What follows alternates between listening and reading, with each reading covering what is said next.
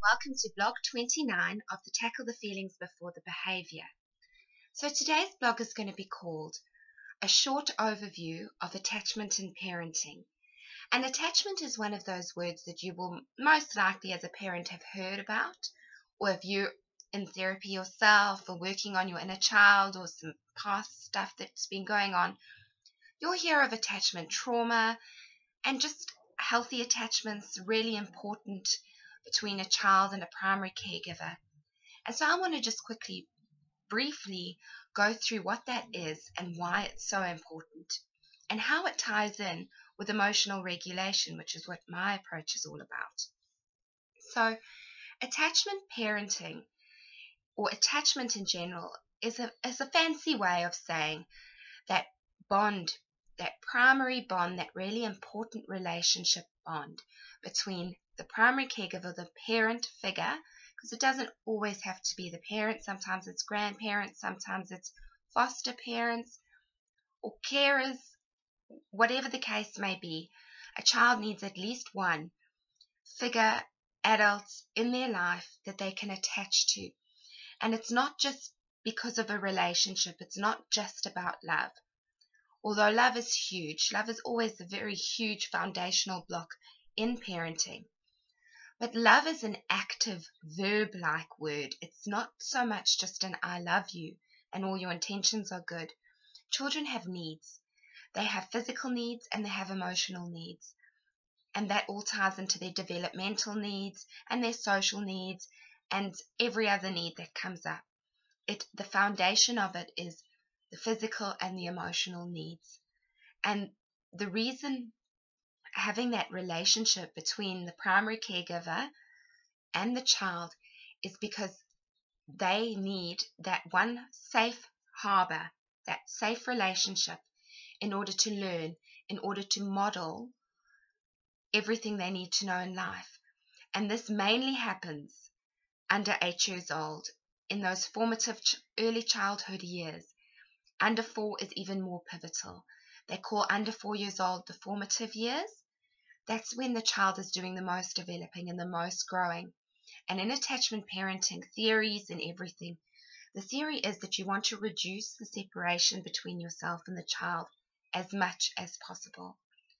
So you'll hear so many different things. I've done a video on Cry It Out, that method and all of that, and I'm quite against all of that because of the importance of this attachment bond and the safety, the emotional regulation and the safety, and having that healthy relationship between you and your child will in turn go hand in hand with emotionally regulating your child, helping them to develop a strong self-trust, self-esteem, confidence, and ability to process emotions and things going on for them. They learn that through you. They don't have a thinking part of their brain developed. You'll hear me say that a lot. Cognitions and thought and memory and all that develop later on. They start off in a felt sense, in an emotional state. So that means that these emotions are just intense feelings. They're things, but they don't have labels. They don't have a way to be understood. The child needs you to help them understand.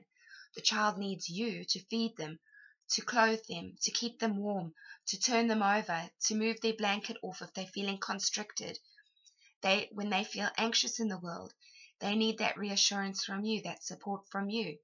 As a newborn baby, right through past 8 years old, even as teenagers, but as they go out of 8 years old and start making their own friends and learning from teachers and learning from other people, they break away from you, and that's normal.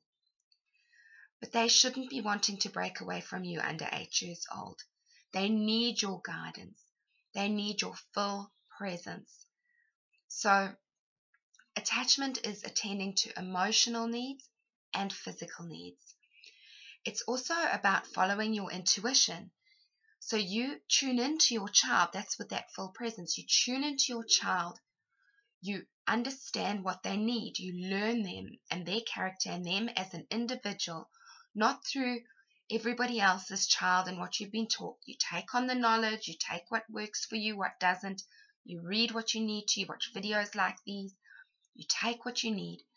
But the main person here is yourself and your intuition and learning how to read your child's cues, and not just read the cues and the facial expressions and the sounds that they're making and their distress and their happiness, but you want to respond to it. It's about really responding to your child. When they're crying, you comfort them, you attend to them. When they're hungry, you feed them. When they're cold, you warm them. When they're hot, you cool them. It sounds so simplistic, but you can only do that effectively because you're not having communication. They're not telling you, I'm cold, I'm uncomfortable. They are just reacting to their instinctual drives, which means the best way to parent is from your own instinctual maternal or paternal drives. That is when you'll be most in tune with them, not when you're so concerned with what I should be doing and they need to eat at this time and that time. Feeding them when they're hungry, putting them to sleep when they're tired, getting routines and structures set up in the house to create that safety, that emotional safety. Mirroring facial expressions, recognizing if they're upset, you're not laughing at them, you're comforting them. If they're scared, you're reassuring, you're soothing, you're using a lot of your physical presence as well, your touch, physical affection. You are regulating those emotions, understanding when it's fear, when it's hunger, when it's tiredness, learning your child and how your child responds to the world, using your intuition and your gut feelings, and really formulating a consistent relationship with that child. You're not there for them one day and then it's a bad day and they must bugger off the next. That's confusing, that creates anxiety. You need to be regularly there for them in those first 4 years. Be as present as you possibly can. As they grow up, hit teenager years, you want to give them your time. You want to listen to them. You want to value and support and encourage and show in as many ways as you can your belief in them. Your belief, your praise, using a lot of praise, a lot of positive reinforcement, rewarding good behavior, helping them to thrive, encouraging their individual interests, explaining things, not trying to protect them by holding back knowledge, but really giving them information as it arises, knowing that they're a member of the family. It needs to be age appropriate, but they need to be included. They are part of that family unit. So you want that bond. You want to nurture and love and let them make mistakes and be that unconditional source of love and support, attending to their needs, both physical and emotional, and using your own internal guidance system to help you do that. That is proven by research, by everything. A healthy attachment will set your kids up for healthy, stable relationships, self-confidence, processing things that go wrong in their life, understanding the world, feeling safe in the world, trusting other people, trusting themselves, decision-making, academics, mental health, everything. It is one of the most pivotal things to include in parenting. That relationship, don't underestimate it. And I'm sure most of you are doing a really good job. It's good to be mindful. It's good to understand what you're doing. And it's good to understand what your children need. Even if you're giving it to them, having that understanding will be what helps you to understand when things go wrong, what needs to come in, what needs to happen. So I hope that's been helpful. Ask questions if you need to. Bye.